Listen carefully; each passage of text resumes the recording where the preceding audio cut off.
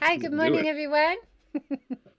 Thanks for joining from Facebook, Twitter, Periscope, YouTube, and Twitch. Glad to have you here. If you have a question or comment, make sure you write it below and we'll try to fit it in. We have Justin Conley here. Justin's in Tokyo today, right, Justin? I am indeed in Tokyo, but I'm not originally from Tokyo. I'm from Toronto, as we Torontonians like to say.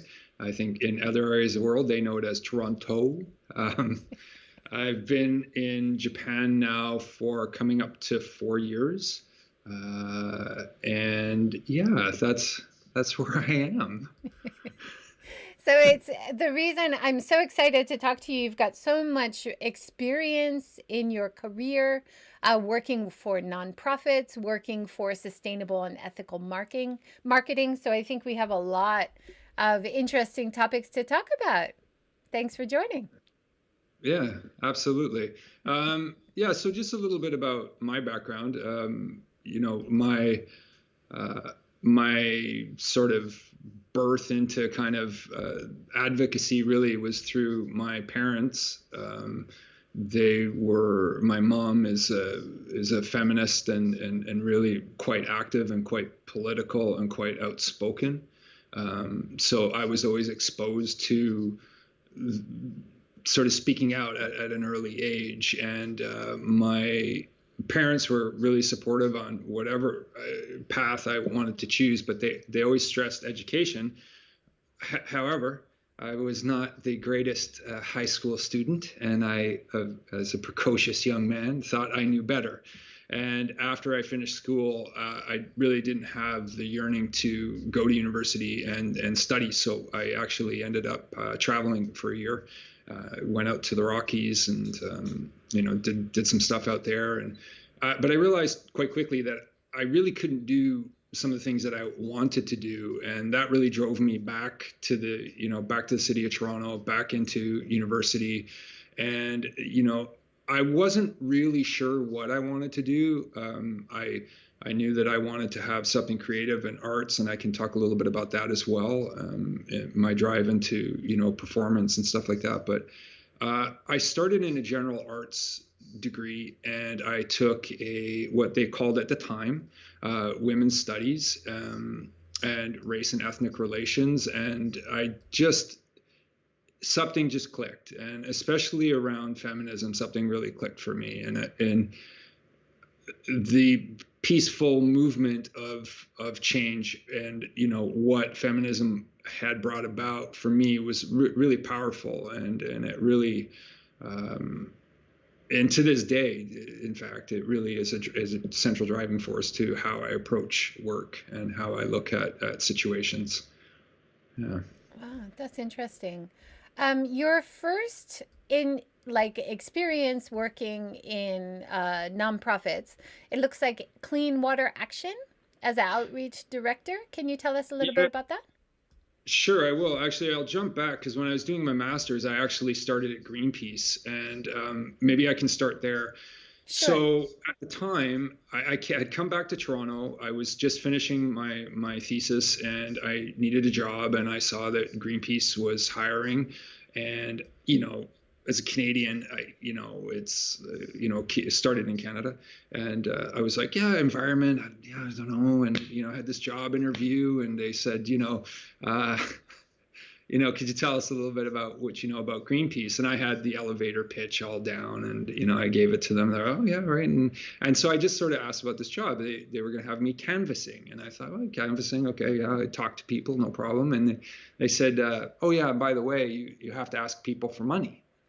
And I was like, oh, okay, young guys, like no problem. And I really excelled at it. I really excelled at speaking to people and inspiring them, and actually getting them to give me money at their doorstep. And I learned a lot in that job, and I finished my master's. I went on to actually went on to theater school. I can talk about that a little bit, and how performance really impacts.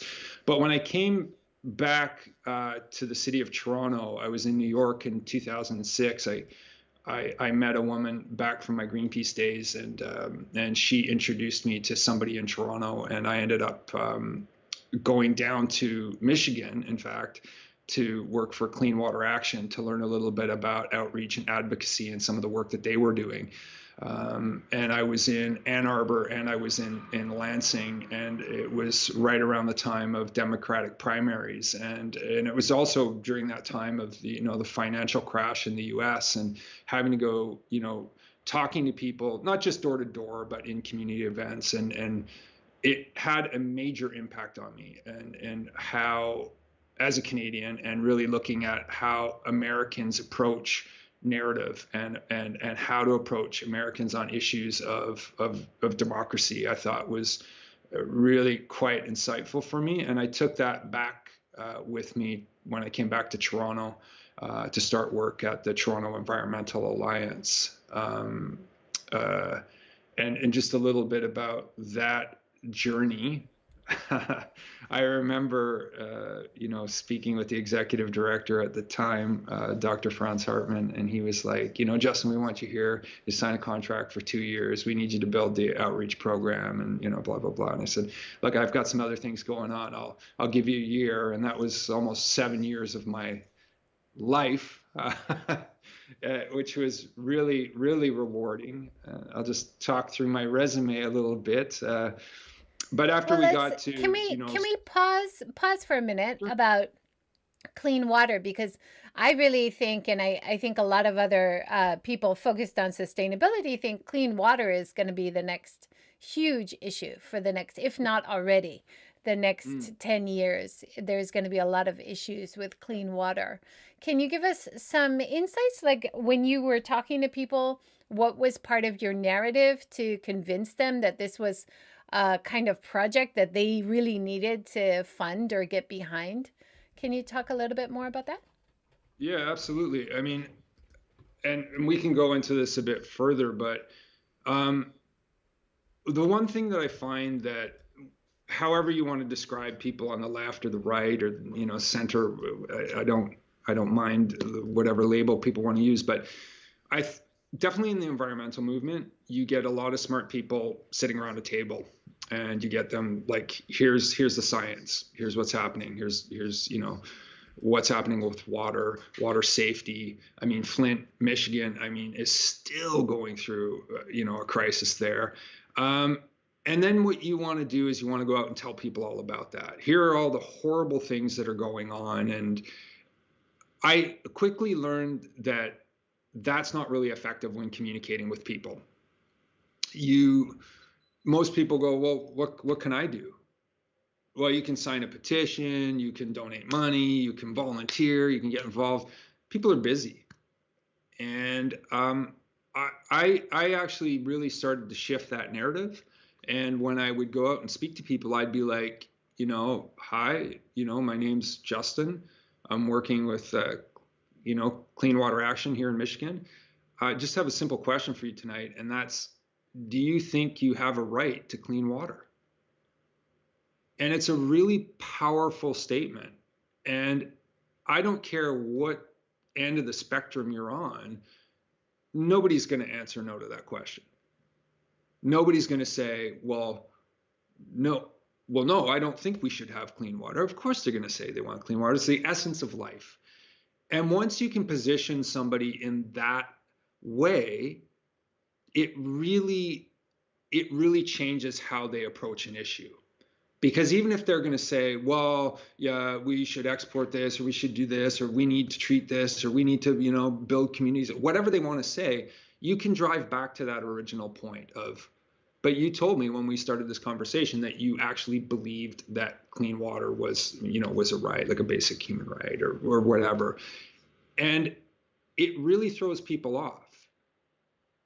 And I think that's really important. I think it's really important to actually get people to think critically. And it's something that we've lost as humans, is the ability to critically think. And now that's not everybody, but I think for a lot of people, they've just kind of forgotten about that. And, Yeah, go Do you ahead. Go ahead. also do you also try to personalize it? Like tell your personal perspective or something that you've noticed in your life that made you realize how important clean water is to you? Is that effective when you do outreach? It can be. It can be on depending on how the direction of a conversation is going. I'm very transparent. I will talk about anything, and I'm happy to do so.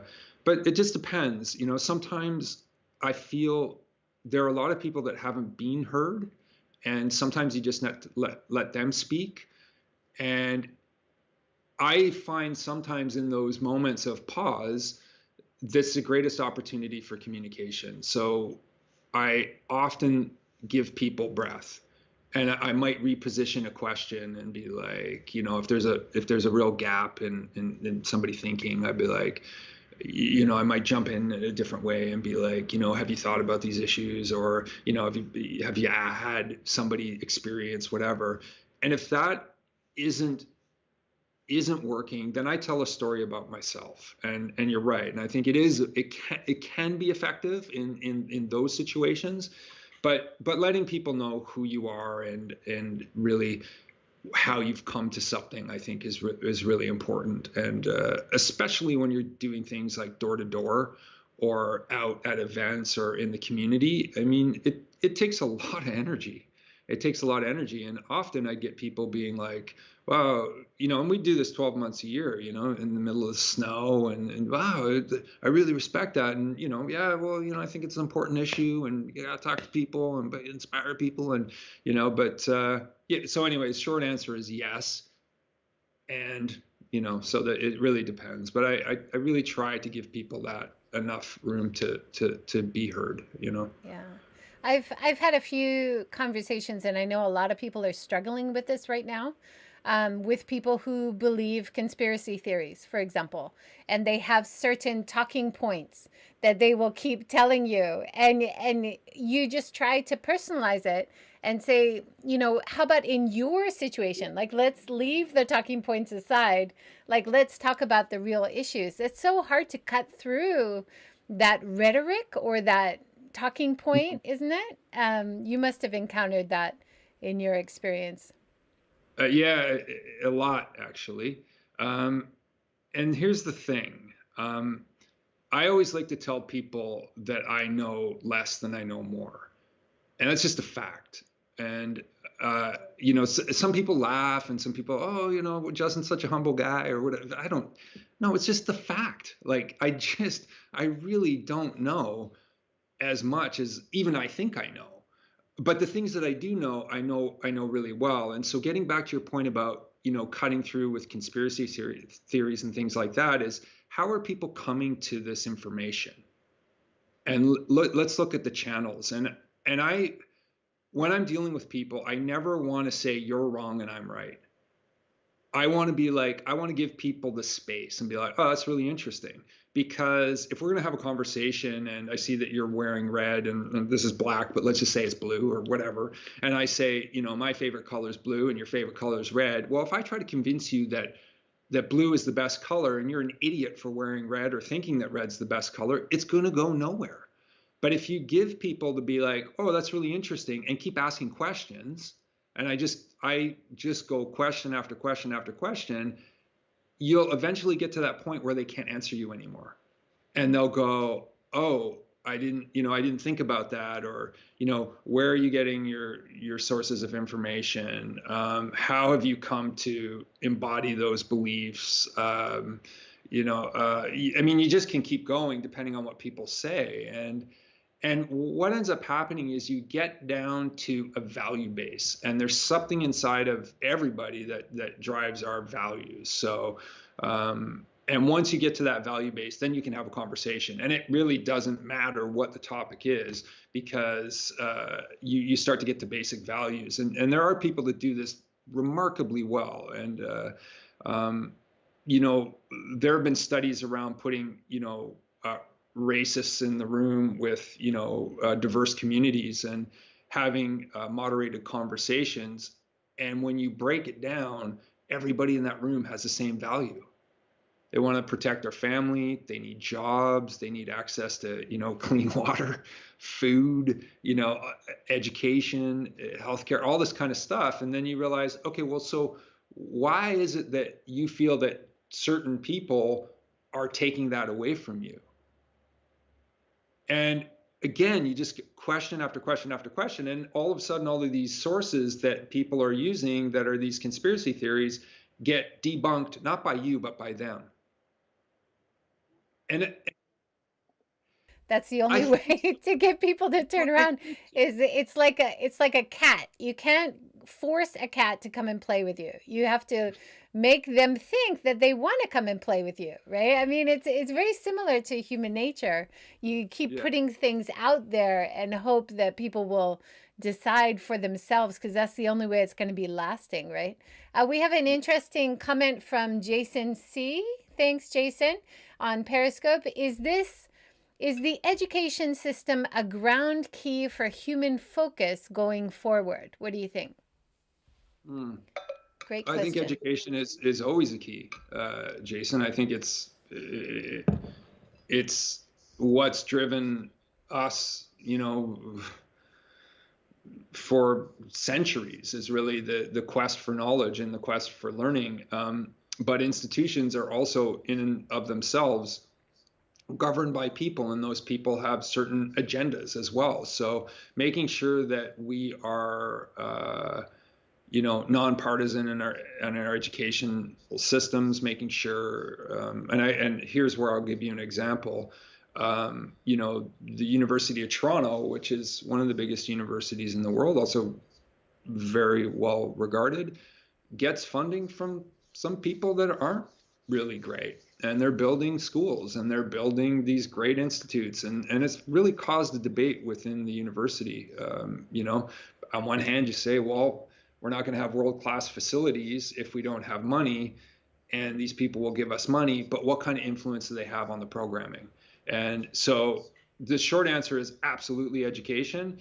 Again, it's got to be vet, properly, and to make sure that there's a balance in what we're learning. And yeah.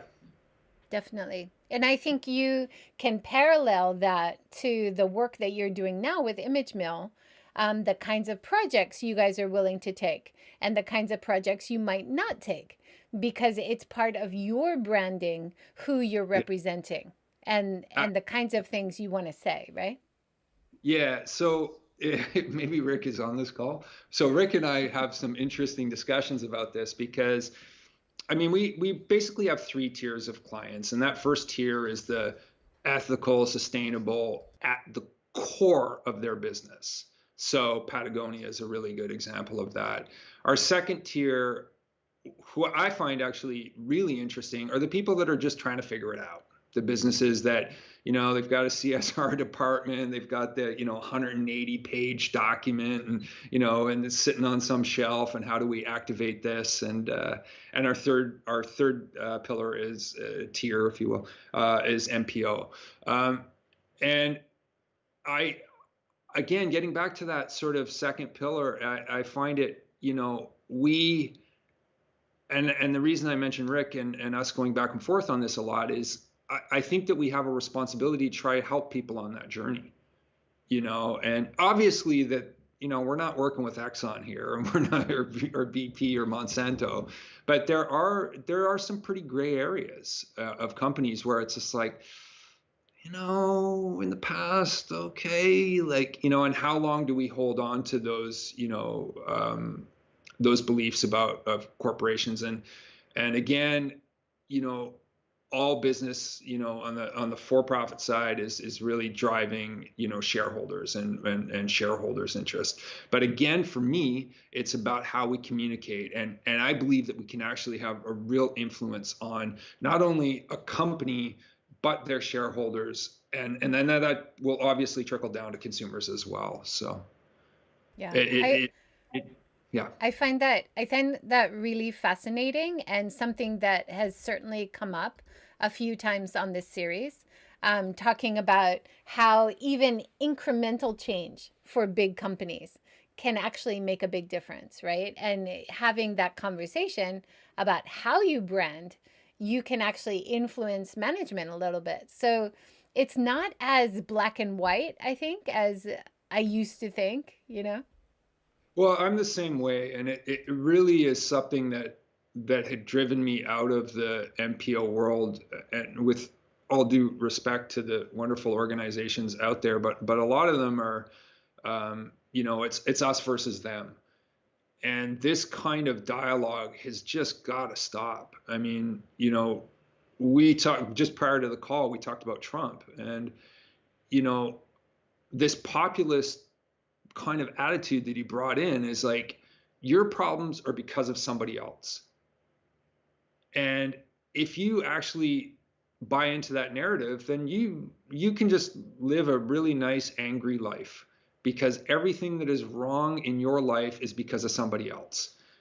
It can be your employer, it can be your classmates, it can be the politicians, it can be a whole ethnicity of people, in fact. And let's build the wall, let's do this, and let's do this, and and so we've got to be really careful about that as well, and really how we're talking with people.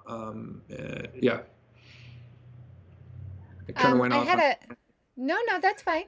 I had a really interesting conversation with Caroline Pover the other day, who spent a month in Tohoku after the Tohoku disaster. And she was there with a mission. She had donations, she had funds, she wanted to get to where she was going and give it to the right people, but she didn't know where to go. But in her mind, she had a focus. And then along the way, she started meeting people who had needs. And then Mm-hmm. she realized, what am I doing? Like, of course, I need to be looking around. I need to be mindful of where I am right now and what I can do.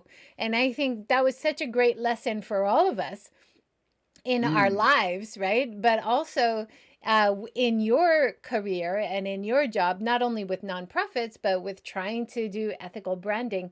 Like, where is this company right now? How can we help it find a better future, in Yeah. terms of their vision moving forward? I think there's so many interesting parallels. Yeah, and so back to the work that I'm doing at Image Mill. I mean, it's really, my title is like Chief Insights Officer, and it's like, well, what does that really mean? And it's really about using data and really finding out, like, what is actually happening out there. What are people talking about? How are they making their choices, consumer choices? What's driving them? What's, all the way down the line. And, so I get all this information, and I'm constantly researching, constantly compiling, data. And I, I then have these meetings with people, and I listen to people's problems. Like, okay, well, this is what we have. We have product this, or we have this. And it's like, I I'm a storyteller, and it's storytelling which ties us as humans across cultures. I mean, there's always, everybody's got a story about the crazy grandpa, or and the stories that just keep getting passed down to generation. So for me, it's really just going, okay, well, if this is your problem, here's the reality. We have to tell a story that connects this. And if we do that, and you're going to see change, and we'll be able to actually, track that change in engagement, in your return on investment, and all kinds of different ways. So it's really strategic. But for me, it's really trying to figure out what that hook is. And again, I would love to be, I meet people all the time, and I'm always like, oh, I would love to tell this story like this, but I know that it's not the right story. It's not the right story for Japan. And sometimes when you're presenting, a pitch, essentially like a story to somebody, they'll be like, back and forth, and okay, well, why? It's like, look, don't believe me. Like this isn't me talking. This isn't Justin saying, okay, it's what the people are doing, and you don't have to like it either. That's the other thing, is like, people feel that they have to try to like something. No, you don't have to like it at all. But that's what people are doing. So you have to adapt to that market, and then you can start to shift, and then you can start to push influence, and you can start to change narrative, and you can build groups, and you can then start communities, and I can talk a little bit about communities as well, and that's when change happens. And again, if you don't mind, just about that community aspect, is you have to give people ownership over something, because if you don't give them ownership over it, then they're not going to be invested, and yeah. Could you give an example of how you might give ownership to a community or people? Yeah, absolutely. I mean, so I can tell, I'll tell a personal story, and somebody that we both know, Angela Ortiz. I met her a while back, and she works for Adidas, and I happen to be a brand loyal Adidas person. Why? I went through this thing. I was like, okay, well, I'll have a chat with Angela, and I just thought, oh, I could tell her some funny story or whatever, and I gave it a lot of thought, and I thought back all the way to my childhood. And, when Nike came out, they weren't sort of the top dog, if you will. But what they did at Nike was create a sense of community, and they used Michael Jordan as the pivot for that. And their campaign was "Be Like Mike." And so you had all of these kids that wanted to be like Mike. Now, for me, I was sort of at that, I was already, reading sort of counterculture stuff, really into the punk movement, hardcore, and blah, blah, blah. So I wanted to be counterculture. And that's what Adidas, for me, was counterculture. It was like, the Beastie Boys and Run DMC. It was about music. It was about kind of something a bit more earthy. And then there was the Nike camp, which was all about, athleticism and community, and trying to be like somebody else, be like Mike. I didn't want to be like anybody else. I wanted to be me. And that's, for me, that's what Adidas had offered me. That's, again, just my opinion and just how I saw things as a young person. But what Nike has done, and they have been doing it since Michael Jordan, and they're still doing it with Michael Jordan, is they're creating that sense of community. And the brand takes a backseat. They're not the focal point. And everything from Nike to, the Just Do It campaign, it's not about Nike. It's about you. And it's about what you can do. And to me, that's really powerful, because that creates a sense of brand loyalty that is lifelong. And, ultimately, do I really care where I get my gym stuff? Probably not. But I do still buy all my stuff from Adidas, because there's still something in there in the back of my head that's like, oh, okay, well, okay, and, but I do think, to give Nike its due, they've done a amazing job at empowering communities, and you can see that especially with the Colin Kaepernick movement, and they really embraced it, and it wasn't about Nike. And female empowerment, again, not about Nike, about a movement. And they're doing that with the trans community as well, and they're providing a platform. And again, and this is really what our mission at Image Mill is, to tell stories and take a backseat. The brand doesn't have to be in the forefront, because what you want to do is you want to give people the sense that they're part of this, and I use athletic apparel. I'm a sporty person, but as one example, but I mean, that can be food, again, it can be lifestyle, it can be anything, but creating that sense of community is important. And again, that has to be story first, person first, brand in the back. And that is really not how advertising has worked. It's brand first, I'm going to sell you something, and because you buy this thing, you're going to feel a certain way. And the alcohol and tobacco movement have been really big in this. Is like, you smoke Lucky Strike, and this is, you're going to have this great experience, or whatever it is. But it's changing, and that's really where we need to go, is around that kind of empowerment, and letting people know that they actually hold the power and not the brand. Yeah. And something that I've noticed through this series, like for example, talking with Atsuko-san of Camilla Tea House yesterday, or talking to Stasha, who does In Kimono, and their passion for what they do, their personal interest and kind of connection to what they're doing, and their ability to make it inclusive for everybody. So yesterday, Atsuko-san was talking about people with disabilities can come and do tea ceremony.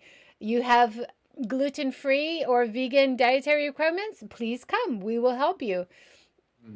In Kimono, Stasha was talking about if you have a tattoo, if you're transgender, if, however you identify, please come. I will help you, and that, making that as a founder, as a business founder, making that inclusive feeling for customers. I think especially in this day and age, I have so much respect for that as business founders. And now I am such a loyal fan that of course I'm going to be recommending it to everybody. So I think in that way, branding and advertising has a really strong connection to the people running it at the moment. Yeah. Right? Absolutely. And Rick and I talk about this all the time. We're like the advertising agency, and we position ourselves as branded journalism. And I want to tell a story just very, very quickly, because you were talking about founders values, and making it inclusive. We had a meeting last night with a young woman who started this business, and I was like, oh, it's really interesting, and the packaging and everything's great, and I was sitting there, and I'm kind of like, well, why this? Because she wants to branch out into a number of different areas, like a number of different products, and I was sort of like, but this one product is driving the business right now, and I said, why did you choose this product? And it actually became a story about her, and it wasn't about the product. And I was like, there you go. And she told the story about, so many women in Japan, are at this point in their life where they're asking questions, and they don't know where to turn and what to do.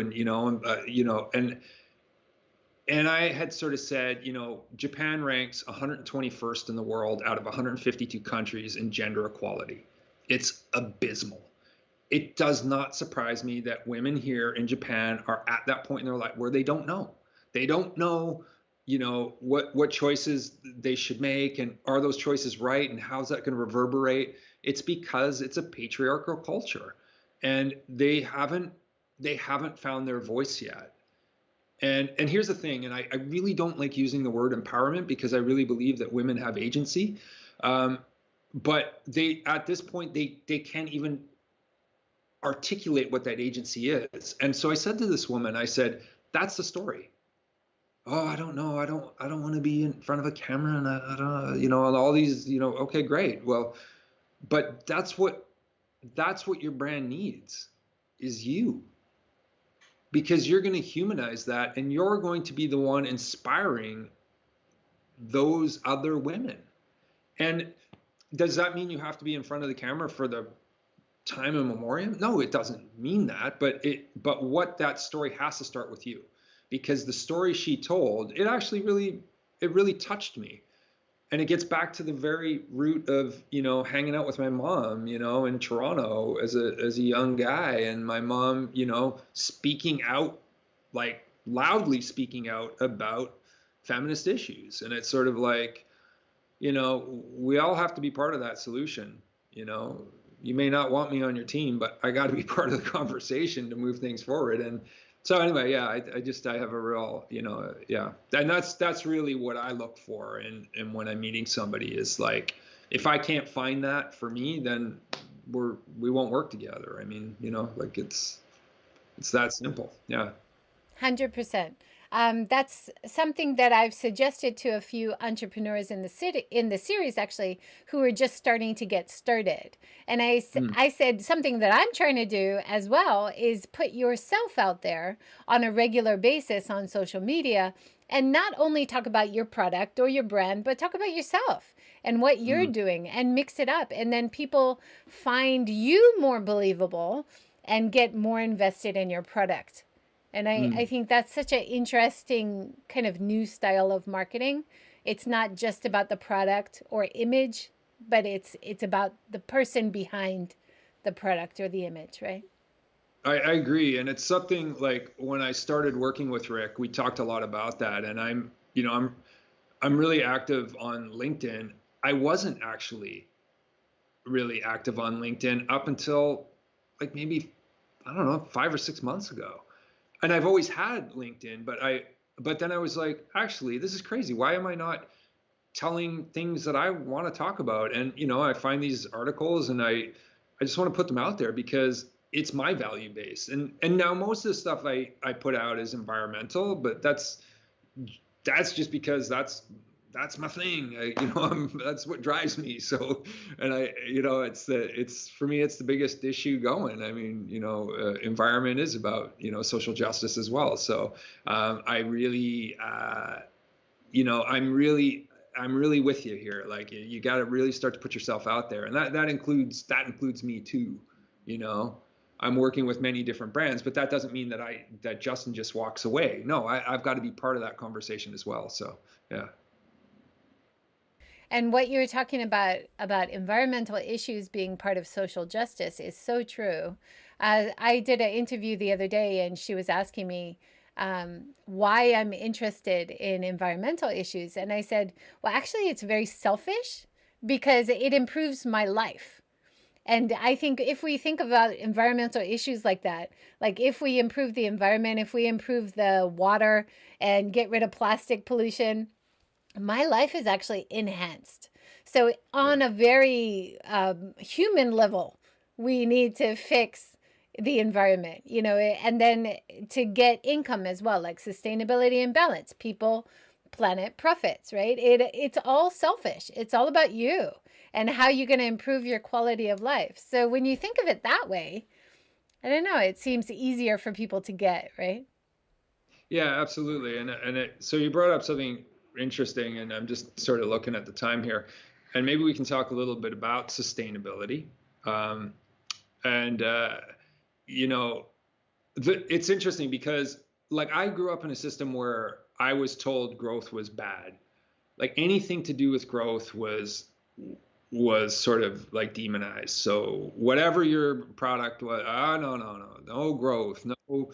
Why do we need to grow? Why do we need this? Why do we need that? And then you hit a pandemic and you realize like economies start to crash and all of a sudden services are at risk. And who does that impact? That impacts those with the least, not those with the most, those with the least. And, so for me, sustainability is about growth. And this is why I say sustainability is dead, actually, because at the very core of it, why sustain something that isn't working? We need to regenerate. We need to like start to grow. We need to take experience and grow. And growth can be a lot of different things. A forest burns down. Well, what happens out of that is growth.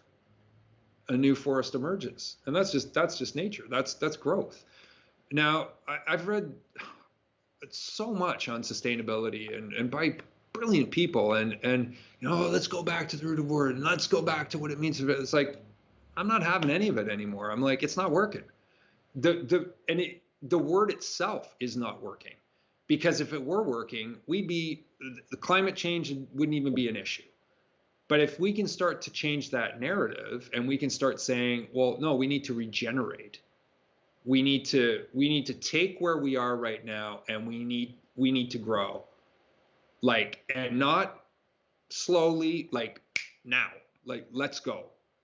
And I always have, one of the hashtags I always use is act now. It's not act tomorrow. Not it's like, well, when should I start living my life? Well, how about now? Are you going to wait 5-10 years, somebody to tell you what to do? No, just go. And you see people that are, in positions of power or whatever, they didn't wait.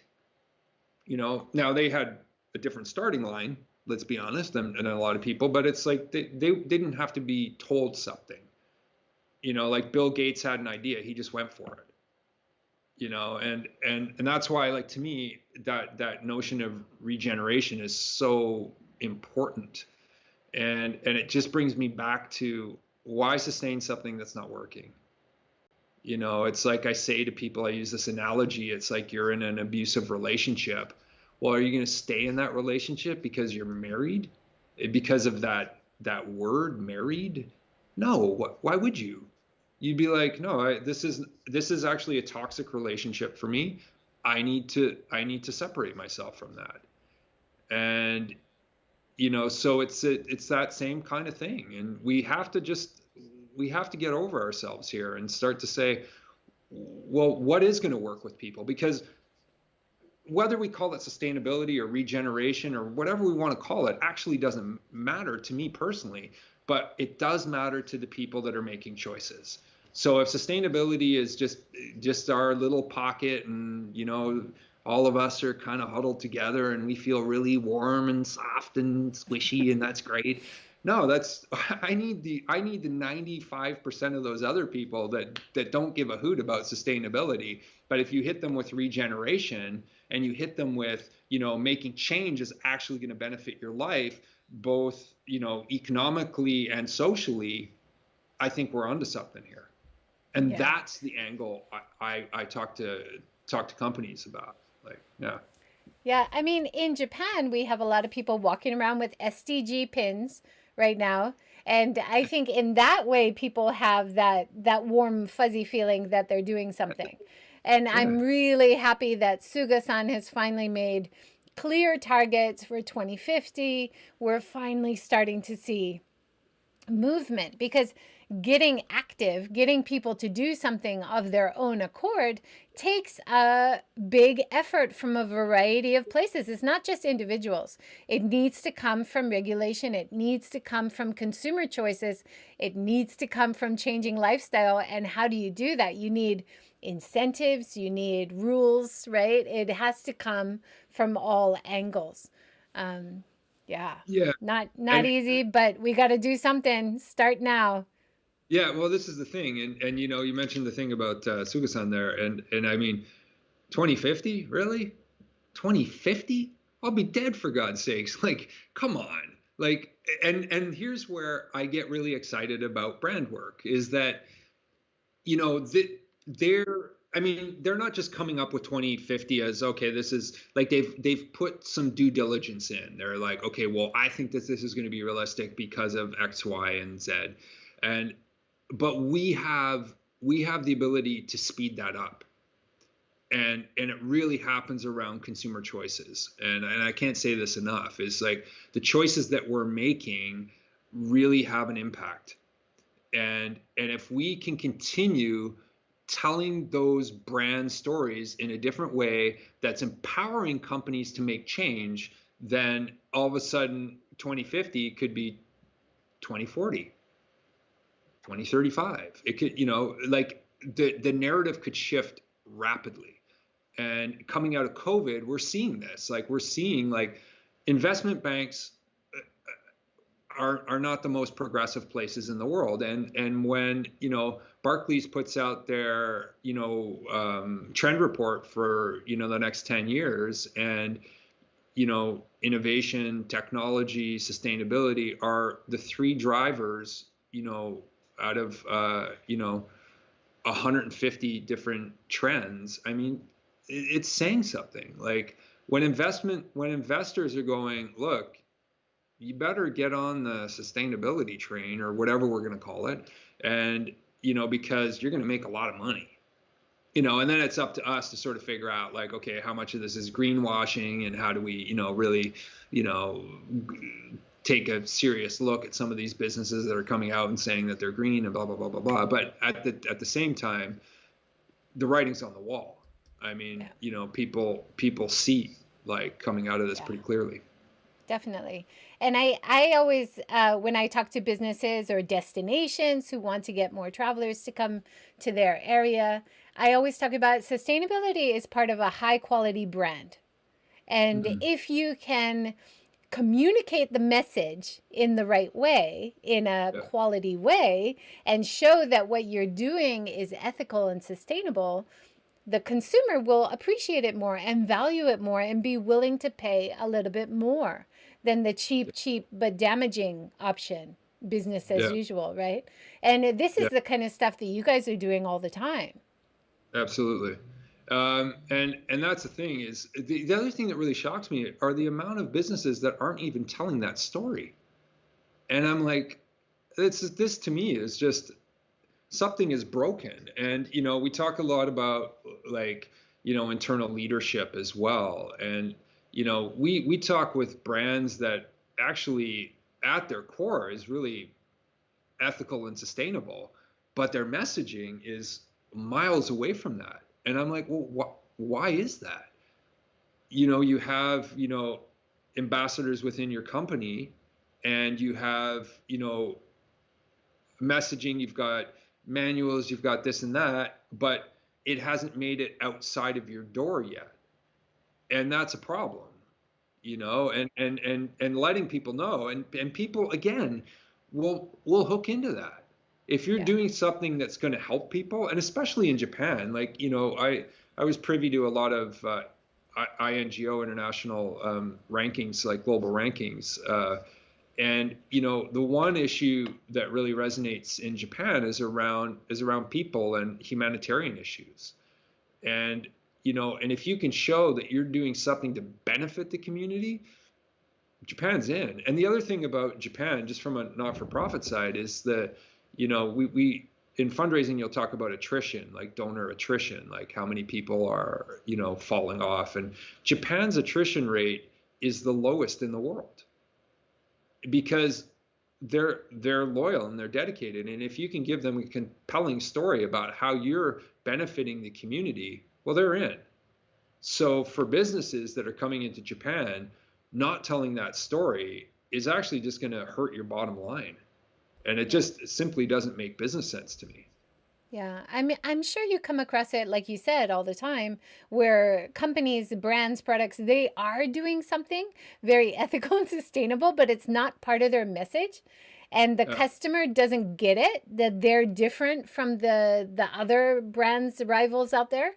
And, when I see it, I'm like, what? And you're not talking about this? Like, let's talk about it, because this is huge. And then there's companies, who are doing greenwashing. They're a big company doing business as usual, but they do a tiny, tiny thing, and they really publicize that, right? Yeah. So our job is to help companies which are doing great stuff who just haven't added it to their messaging yet, right? Yeah, absolutely. And I think that all the time is like, and again, and it gets that you have these, conversations with people, and they're like, well, how much is that going to cost? And I'm like, well, how much do you want to make is really like what I want to go back to them is like, how much do you value your business here, people? I'm like, so I'm like, anyway, anyway. I often say, if you don't start branding or you don't change to more sustainable standards, it's bad branding, and it's going to hurt you in the long term. And, Yeah, these are considerations we have to make, not only for how you run your business, but how you communicate to your customer, right? Huge. And absolutely. and you guys are doing such a beautiful job with Image Mill, all your media, all Mm, your social media savvy, all your film savvy. Can you, mm. you talk a little bit about your brand strategy at Image Mill? Yeah, I mean, again, I mean, Rick obviously can speak to, I mean, he's the filmmaker, and, it's really, our brand strategy is really to amplify like the voice of the consumer, essentially, is really how we're sort of framing it, is like the brand in the background and the narrative out in the front. And you know thinking about like social media, thinking about film, it's all about creating a sense of story, and people are connecting to different sources of media, and we have to make sure that we're present on all of those sort of platforms. And Rick is a I mean, he's an incredibly talented filmmaker. I mean, one of the things he always talks about is we put art at the center of what we do. And, you know, I had a conversation with somebody not too terribly long ago, and we were, talking to them about like, okay, we'll make this film, and okay, well, who's this for? And I don't know if I want to, what's the story? And I don't want this and that. And it's like, it's sort of like I said to this person, I said, do you ever watch the sunset? And I was like, oh yeah, all the time. It's part of my ritual. And it's like, does anybody ever have to tell you that the sunset's beautiful? Or, hey, look at that, the sun's setting. Oh my God, isn't that amazing? Hey, look over it. No, you're just experiencing something.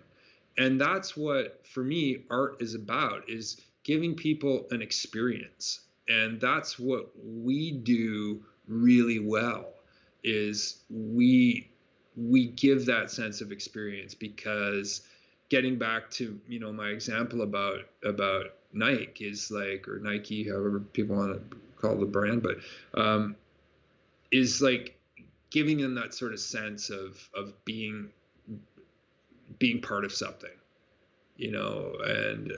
and that's what we do. I think we do better than anybody. Is really to give that people that sort of sense of experience, what it means, whether it's dealing with environmental issues like plastic waste in the ocean, or how do we approach that? How do we think about a visual telling of that? And that's really at the forefront of what we do, and then we can back it up with all the insights and all the data and all the. So yeah. Yeah, it's really important work that you guys are doing. Really appreciate it. Um, for the last 7 minutes of our talk, do you have any future goals and aims that you'd like to talk about? Yeah, I mean, my major goal is always, there are two things actually. One is to help. I always say this all the time, is like, I think there are a lot of people that are born that just say, I want to be a doctor, or I want to be an athlete, or and they have that laser focus, and that's what they want to do. And I don't think I've ever had that for myself. But the one thing that I've always wanted is always to help people. And, you know, that for me is my driving force. And, moving forward, I want to help as many people as possible. And however that comes across, whether it's, making a film for somebody, or helping them tell the story, or being part of, a volunteer committee, or whatever it is. The other thing for me, future wise, is really to see the impact of that help. And so how do I, as a person, chart that back and say, wow, I did this, and because of that, this has happened. So really looking at that change, and that's just for me personally. That's not for me to trumpet out on social media at all. That's just for me to go, wow, I actually had an impact. and how can I continue to do that? How can I continue to have conversations with people, inspire people, and get them to be change agents themselves? And that for me is, without question, where my focus is from now until the time I die, is really looking at that and really thinking critically about that. And I have a really hard time personally sitting in a place and go, oh, that feels good, because I'm always 10 steps ahead and I'm like, let's go. But I have to take those moments and go, okay, well, what's been the impact and how can I improve on that? And again, is really how much I can learn from other people, and how many people can I listen to, and how many, so yeah, that's really my focus. And from a business perspective, it's really, how can I lead? How can Image Mill be the leading force for change in the corporate community? 100%. 100%. That's, I mean, what you said about reassessing and taking in data and looking back and then looking forward. That is the strategy for any person or any business who wants to be more sustainable, right? You have to see what you've done, what effects it's had, reassess, make new targets, go forward, reassess, right? It's that ongoing process. It's not like a end goal. It's a marathon, not a sprint, right? It's all the. Yeah, absolutely. Awesome. And I, it's that reevaluation for me personally. And then, from a business perspective, I mean, it's what we specialize in, and to be able to kind of like track that back and really adapt, change, test, it's what design thinking's done really well, it's really about, problem solving, and keep putting yourself out there and keep doing it, because, I practice mindfulness meditation, and, one of the things that we talk about is problems, and, it doesn't matter. Like, you can solve a problem. There's going to be another one right behind it. So just keep going. Yeah. It's so key to have a group that you're working with as well, who's going in the right direction, but also sees things from a different perspective. You have like a drama background. Rich has a very visual media background. You guys are a great team, and you have other great people on the Image Mill team. Yeah, doing some great stuff. Very excited about your work. Yeah, thanks. I mean, we like to think that, we have the global perspective, and then really the Japanese experience. And, Rick's worked a long time to put that together, and our team is top notch for sure. Well, we have a few more minutes. Do you want to talk just a little bit about how you've noticed the conversation about sustainability changing over time, evolution a little bit? Absolutely. I mean, it has changed dramatically since COVID hit.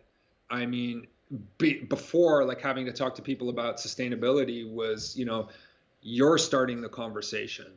Like, okay, here it is. And now I'm finding that a year into this pandemic, it's a conversation starter for other people, like how do we tap in? And, there's a lot of pressure, and people are really starting to feel it. And, and the messaging is starting to seep out there. And whether it's social media, mainstream, we talked about, Biden getting elected, what that's going to do for the environment and, policy, when you have the world's #1 economy, starting to shift back into environment. So yeah, it's remarkable, the change. Yeah, it's definitely in many ways horrible what's happening with coronavirus, but in other ways, the shift that is happening in perception and values tends to be on the positive side. I'd agree. Yeah, and people are now really thinking about their choices, right? Because money is scarce, and people are starting to like really value what those choices are. And Are we going to buy like where's fast fashion going to be in 10 years? It could be in peril. Where people are going to start to go back to, buying quality and maybe just making one purchase, and so, yeah, it's horrible year and, but also out of that really comes growth, right? So, Yeah, for yeah, sure. I'm really positive. Yeah, great. Well, thank you so much for joining. It's been a great conversation. Thank you for Oh, sharing all your insights. Awesome. thanks. Thank you, Appreciate it. It was amazing. everybody. Oh, awesome. Thanks for watching, everyone. You can find Image Mill online on social media very easily. Justin Conley can be found on LinkedIn if you want to connect with him personally. And tomorrow we have our last talk of the week. Tomorrow, 9 a.m., we're talking about ninjas with Matt Alt and Hiroko Yoda. From their stories and folklore about ninja. So please join us again tomorrow at 9 a.m. Thank you so much, Justin. Have a great day. Thanks. You as well. Bye. Bye, everyone. Take care.